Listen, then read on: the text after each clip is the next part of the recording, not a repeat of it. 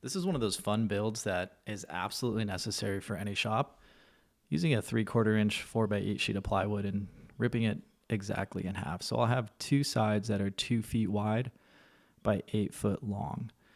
Now you can choose exactly how long you want your miter saw table to be, depending on the space that you have. I'm going to be putting these on casters and measuring how tall those casters are so that I can cut the legs to the right height. Definitely want to make sure you do that, or else it's not going to be the right height. I'm building this at a 36-inch height, counter height, so that it's easier to work off of. I'm brad nailing these legs on just to hold them temporarily. This is nothing structural by any means, but it just holds it there since I'm building this by myself, which I'd imagine you'd be as well. So I can get my 2x6 and wrap it all the way around.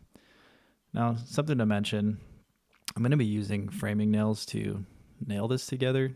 It's definitely not the right way or the wrong way. It's just one way to do it. But if you had more time and patience, because clearly I don't, it's probably best to use screws. That way you can disassemble this if need be, or if you mess up, something's out of square, it's easier to back screws out than saws-on nails. But I built a few of these, so I'm pretty confident in what I'm doing here. But make sure the biggest thing is that your legs are definitely square as you're building this. Otherwise, when you put the casters on and flip it over, you're not going to be happy. But you can see here I have all 4 sides nailed off on that 2x6, and now I'm putting the casters on. Make sure to pre-drill your holes because I'm using some decent sized lags, as this is going to be holding a lot of weight. And I won't tell you that I may have tried to drill one in without pre-drilling and it split the wood, but it's YouTube, so you'll never know. Flip this over and make sure it rolls, and it does. So I'm going to repeat that same exact process without showing you because you'd probably stop watching the video. But there's the second one. So now I have 2 of the exact same builds on casters, and now I need to figure out this middle section. How's that saw going to fit here? Well, the first thing we got to do is measure the width of the saw and the height. The most important thing is getting these correct, because you want that table of the miter saw to be flush with your miter saw table. If it's not, you're going to be in a world of hurt when you try to slide boards across. So I'm going to cut these out, and I'm giving myself just a little bit extra on the sides just in case. Once I have these cut, I'm going to notch around the framing 2x6. Again, you don't have to frame it exactly this way, but I feel like this is the easiest, most effective way to build these. So notching this out will allow this framing to fit nice and snug. You'll see in a second.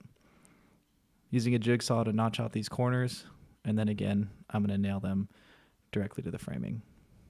If your cuts are off and you've nailed it, well, again, it's going to be painful to get these out, but you might want to use screws instead.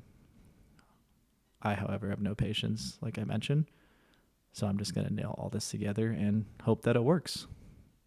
Once this is on there, cut out another sheet of ply that's going to sit on top of those other 2x6.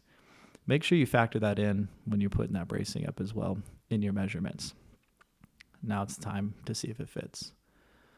I'm not going to tell you if this was exactly flush to the table or not, because you can't really see, and it's YouTube, so we can just do some magic.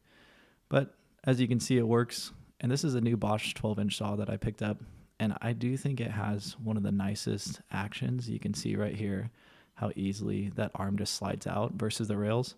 Not sponsored by Bosch, but I definitely love it. This is what you want. Your boards to slide freely and easily across the table to your saw so that you can cut multiple pieces with ease. See how easy this rolls out? I'm just doing it by myself, 14-foot miter saw table, and that's pretty much it. It's an easy build with a sheet of plywood, 6 2x6, 3 4x4s, and some casters. So let me know if you try it. It's definitely a must-have in any shop and makes work a lot easier. Make sure you subscribe to this channel, like this video, and we'll see you next time.